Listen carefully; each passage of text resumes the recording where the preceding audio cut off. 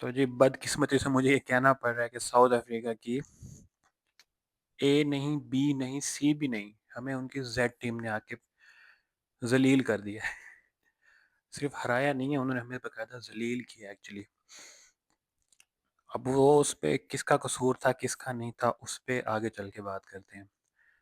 अब पहले-पहले तो आ जाते हैं ना जी बॉलिंग पे। अब बॉलिंग पे जी लोग नसीम शाह को ब्लेम कर रहे हैं। वो क्या करे, एक तो पिच भी पिंडी की थी और पिंडी की पिच दुनिया में दूसरे नंबर पे आती है जो सबसे ज़्यादा हाई स्कोरिंग पिच है। अब उसपे ऑब्वियसली बॉलर्स को पड़ते हैं, स्कोर पड़ता है। उसमें अब नसीम शाह की गलती इसलिए नहीं है कि एक तो वो बेचारा कमबैक कर रहा था और दूसरा उसको उसी पिच पे जाके दे दी जहाँ पे कोई नहीं है, मतलब पता नहीं उनकी तो हो रही थी, हमें नहीं मिल रही थी, कोई ऐसे कोई सीम स्विंग नहीं मिल रही थी, तो उस पे स्कोर लगना था।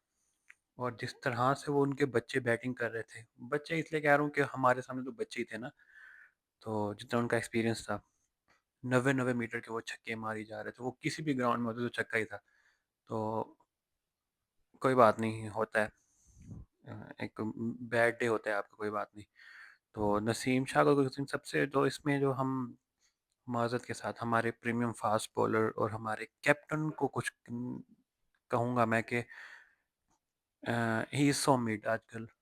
एक ऑरा था, एक टाइम था, एक एरा था जब वो आता था और वो विकेट्स लाता लेता था। आजकल शाहीन अफरीदी को लोगों ने खेलना सीख लिया है और एक टाइम मशहूर होता था कि दे कांट प्ले हिम।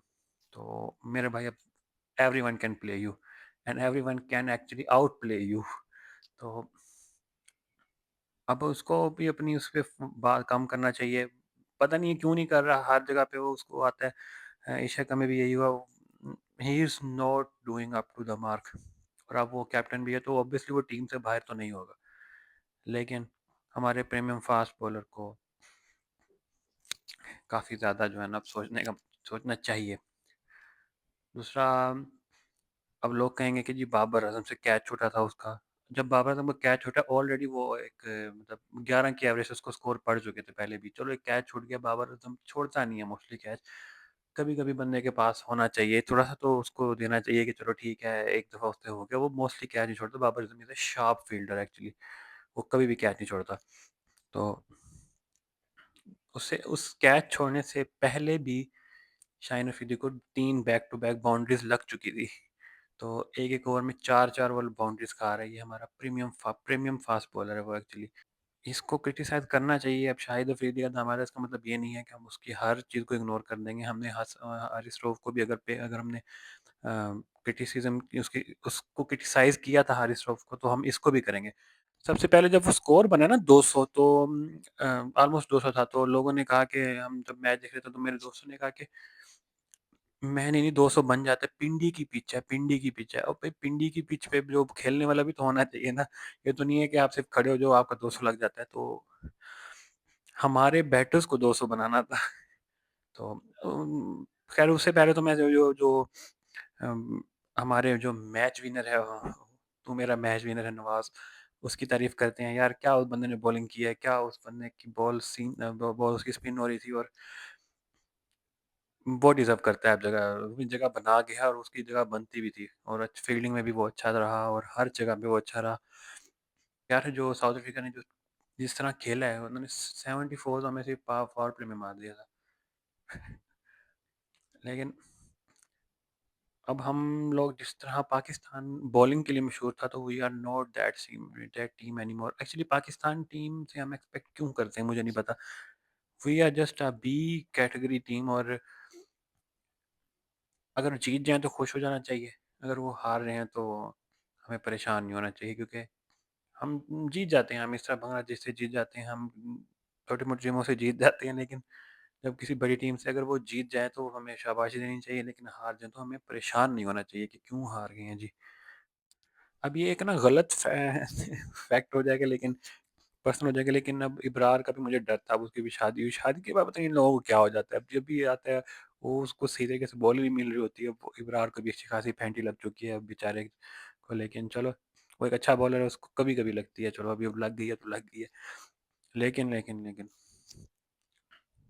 जो मेन हमें अब जो है ना, हमें अपने जो प्रीमियम फास्ट बॉलर है ना, हमारे कैप्टन साहब, उनके लिए भी बात करना चाहूँगा कि what was that, what was that bro.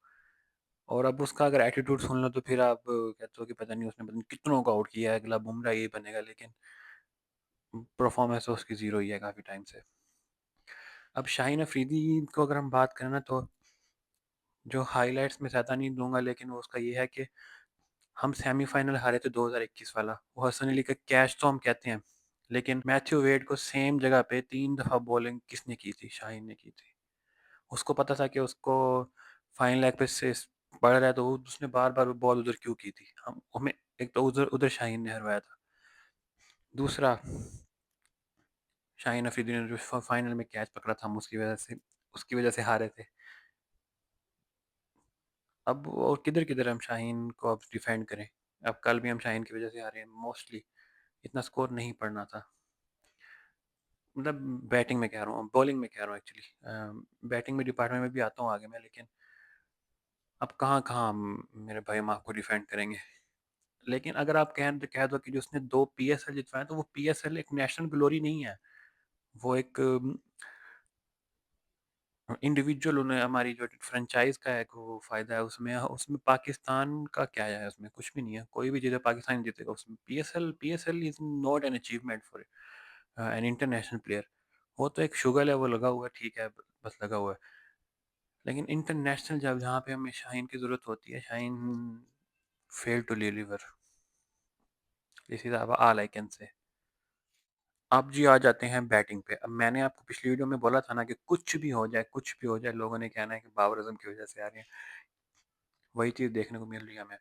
हाँ, उसने डिलीवर नहीं किया, उसको डिलीवर करना चाहिए था, आई एडमिट इट, लेकिन उसके आने से पहले ही गेम हमारी बढ़ चुकी थी। 5 ओवर में हमने सिर्फ 31 स्कोर मारे हुए थे, और जहाँ उनके पावर प्ले में 74 था, हमारा 40 तक ही स्कोर था पावर प्ले में टोटल। और फिर भी लोग कह रहे हैं कि कसूर बाबर आजम के। अब जी अ, अब बाबर आजम के आने से पहले जो डिजास्टर हुआ पड़ा था, बाबर आजम पे चल के तो मैं आगे एक डिटेल पे बात करता हूँ, लेकिन वो आगे चलता हूँ मैं, वो उस पर थोड़ा सा उसका ज़रा तैयार पांचा करना थोड़ा सा। तो उससे पहले ही डैमेज ऑलरेडी हो चुका था, और डैमेज क्या हुआ पड़ा था?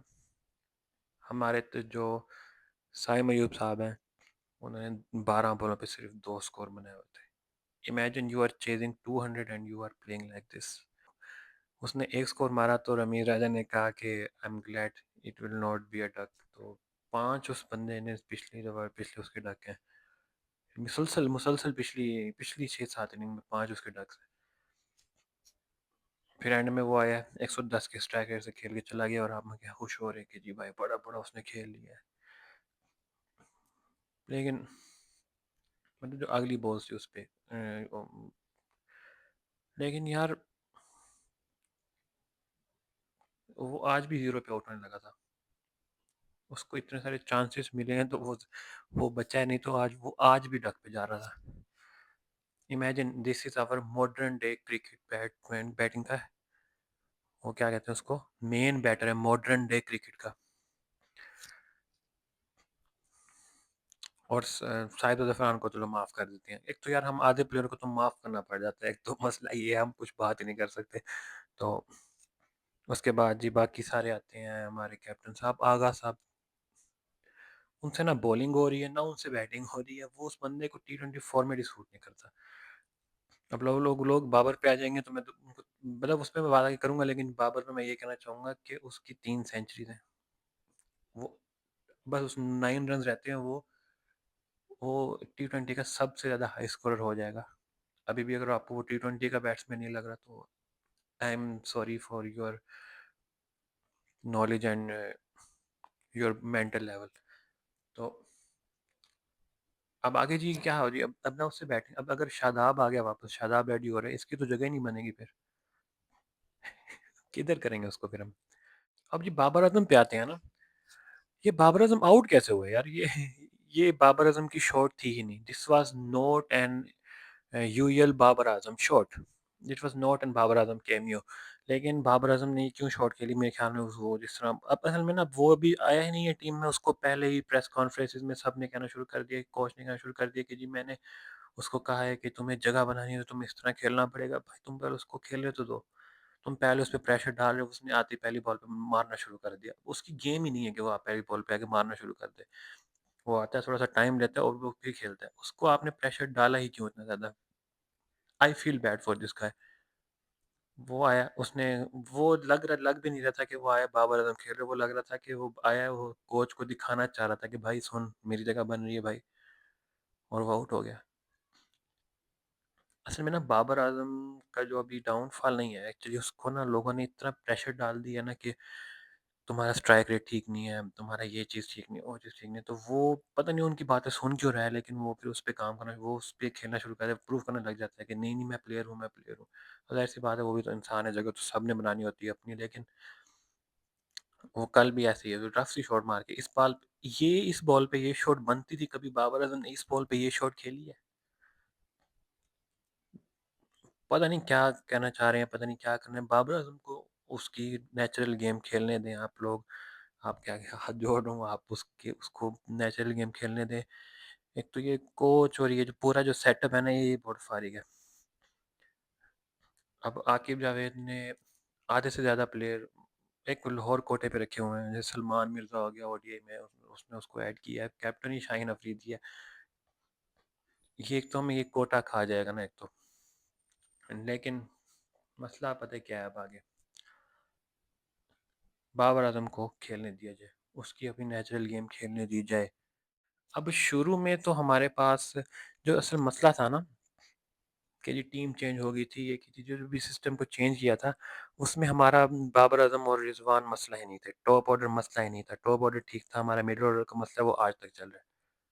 वो बचपन से मैं सुनता आ रहा हूँ कि हमारा मिडल ऑर्डर नहीं चलता, मिडल ऑर्डर नहीं चल रहा, मिडल ऑर्डर नहीं चल रहा, और मिडल ऑर्डर आज तक नहीं चल रहा। पहले तो कुछ अर्सा पहले हमारा टॉप ऑर्डर भी नहीं चल रहा था, लेकिन चलो बाबर आज़म उनके आने के बाद हमारा टॉप ऑर्डर चलने लग गया था। सर आपके पास रिप्लेसमेंट नहीं है बाबर आज़म और रिज़वान की, और यही है।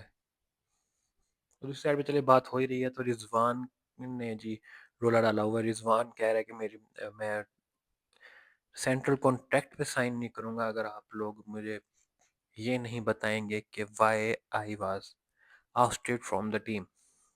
तो ठीक है, वो सही बोल रहा है बिल्कुल, उसको वजह ख़ैर मिलनी चाहिए उसको। उसको कैप्टेंसी से निकालने की वजह भी देनी चाहिए कि आपको कि एटलीस्ट आप ये ना दोबारा ना करें, उसको कम से कम वजह तो बताएँ ना कि यार इस पे आपको निकाला गया है, लिहाज़ा क्योंकि आपका वो एक्टिव प्लेयर है।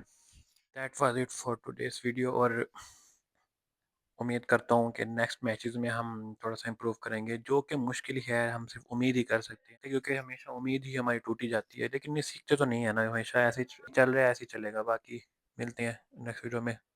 अल्लाह हाफ़िज़।